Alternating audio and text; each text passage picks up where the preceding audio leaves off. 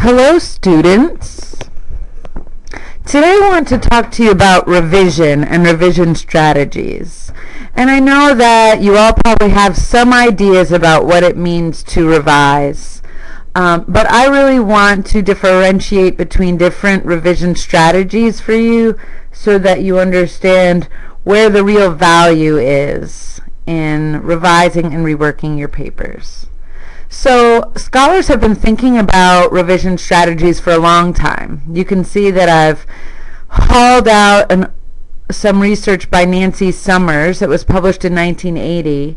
And what Summers was trying to do was determine what the writing strategies were for novice writers versus more experienced writers.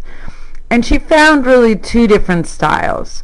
So the novice writers said things like, I say scratch out and do over, and that means what it says. I read what I've written and I cross out a word and put another word in. Or reviewing means just using better words and eliminating words that are not needed. On the other hand, more experienced writers said things like, it's a matter of looking at the kernel of what I have written, the content, and then thinking about it, responding to it, making decisions, and actually restructuring it. Rewriting means on one level finding the argument, and on another level language changes to make the argument more effective. Most of the time I feel as I can go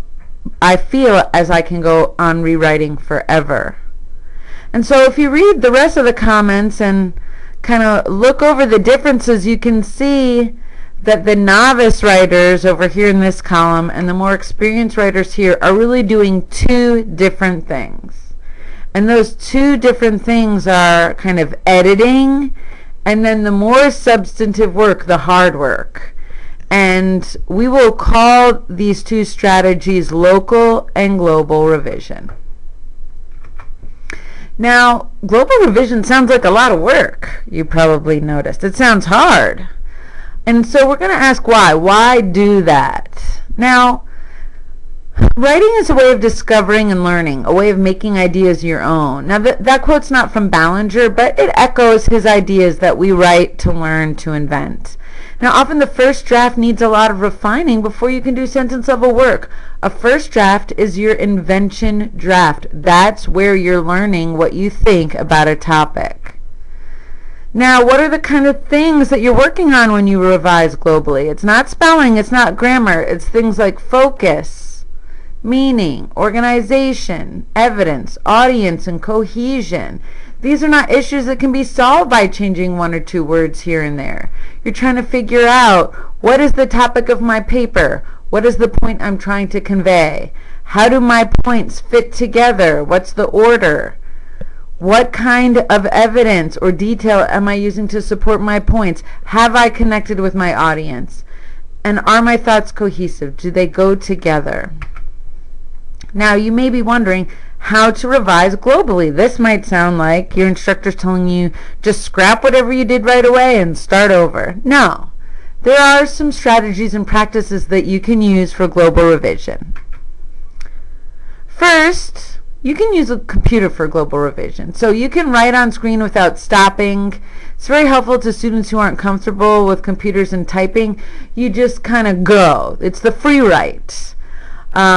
And I would always free write after you have read your initial draft, just to keep those ideas focused. A variation is to turn the screen off because it preempts premature correcting in that internal critic that Ballinger talks about.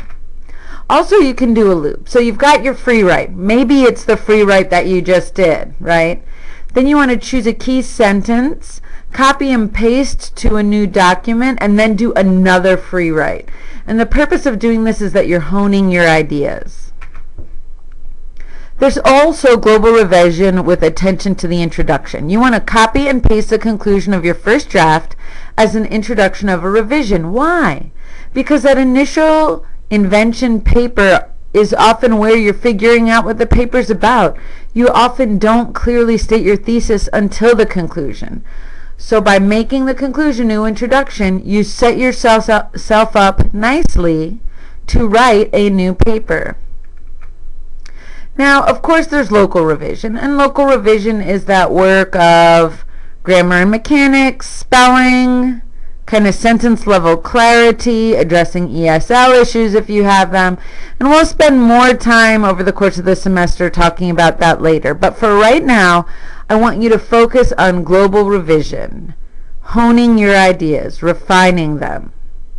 Thank you.